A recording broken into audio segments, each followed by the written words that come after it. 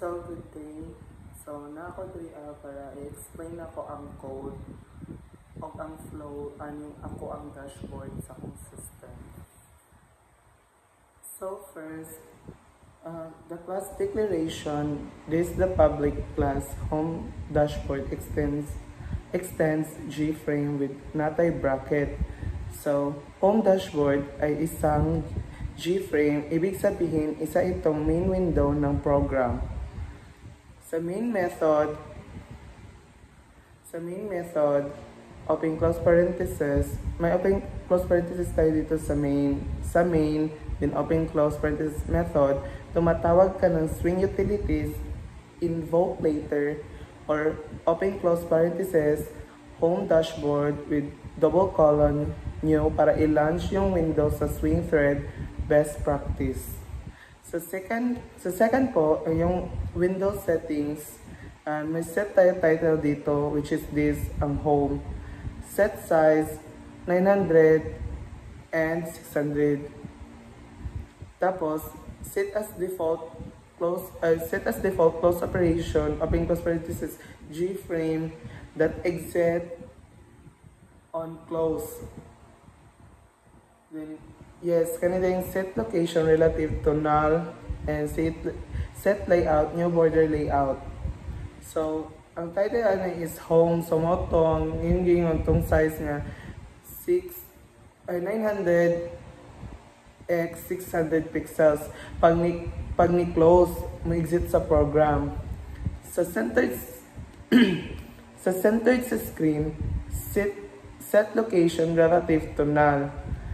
Ang layout is border layout, hinihati yung frame sa north, south, center, and east and west. So sa pangatlo, yung top bar, yung north panel, G panel, top panel equals new G panel, new border layout, with top panel, set background, new color, 178, 54, 54. So, kaning mga number is, mo ni siya ang sa color ha, number, like, murag code bitaw niya sa color. Then, top panel, set preferred size, open close, new dimension, open close parenthesis, new dimension, open close parenthesis again, 960. So, gumawa ng top bar, kulay maroon at red. Yes, makikita mo yan later sa yung output ng ating code dito sa ating project. So, may label sa kaliwa dito, yan. Yes, makikita mo yan dyan. J label, home label equals new J label, which is yung home. So, as you can see, ito po. Ito. Then, resize icon, open close, new image icon, home PNG. So, kana siya is dapat namoy mga icon niya naka-name as this para inigran ani ma-read niya tong icon o makita dito inig human-ugran sa system. Same as there is a logout and also dito po sa dito sa ito home logout, then ito da yung main part, yung employee PNG, view PNG, and salary PNG. Dapat may icon kayo kasi yan yung part na dapat pagpilian kapag depende yan sa system kung ano yung ilalagay nyo. So, dito tayo so iniligay gamit ang border layout that west label at border layout is east button. Kaya pag ni-run, kita mo sa taas yung title home plus icon sa kaliwa tapos logout button sa kanan. Yes, kailangan talaga sa sa system na dapat nasa upper part sa left side at right side sa upper part yung home tsaka yung logout. Kaya para pwede kayo maka-logout pag di na kayo magagamit ng pag gusto niyo mag-exit sa system.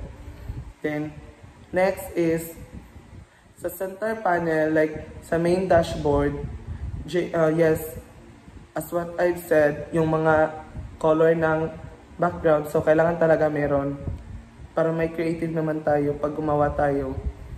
Next is gumamit ng grid layout 1 and 3 1 row, 3 columns, may spacing ng 4px gap sa gitna. Nilagyan ng padding ng 80px top and bottom, 50px left and right. Kaya yung 3 panels mo, employee, view, salary, ay pantay-pantay na naka-center. 5 panels with icon plus label. Private J panel, create icon panel, string text, string icon path rather. So dito po, makikita nyo dito sa code ito. Ito yan.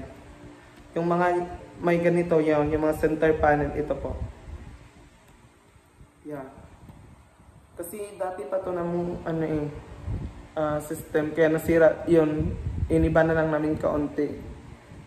Tapos, bawat panel ay may button icon sa gitna at label text sa ibaba. Yes, makita yan later.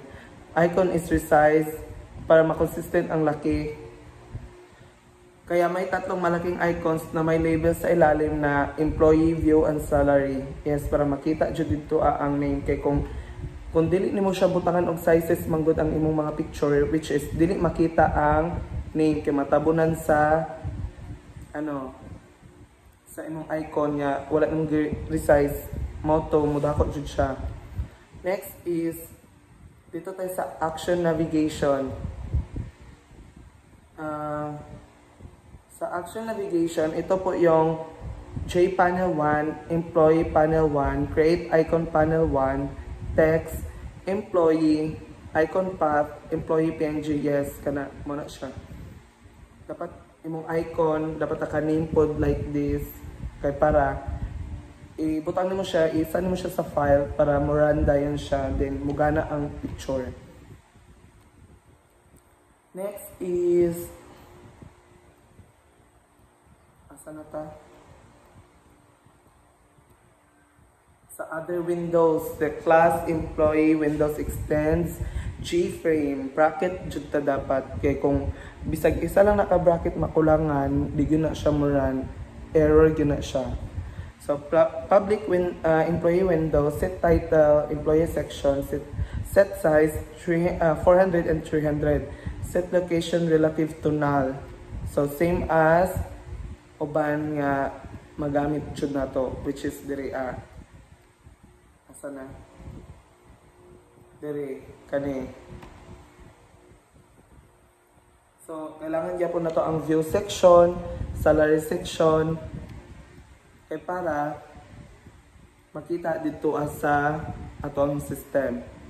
So ipakita na ko siya kung saan niya ay para makita ang pag-run sa isa ka kung unsay output ani nga code. So let's try run and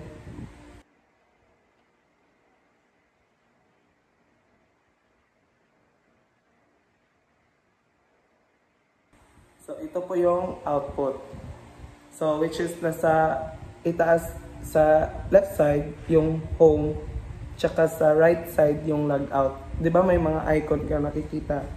Yan. Tapos ito yung employee, view, salary. Yung employee is kapag clinic mo yan, dyan yung mag-fill in yung mga employee, yung mga information nila, mga salary, like mga date of birth, ganun. Tapos sa view, para yung pag-view na yan, na-add na mo na yung information mo din sa salary. Meron na din doon nakikita. Sa next project ko, mag-upload naman ako. Yes. That's all and thank you. Sana may naintindihan kayo.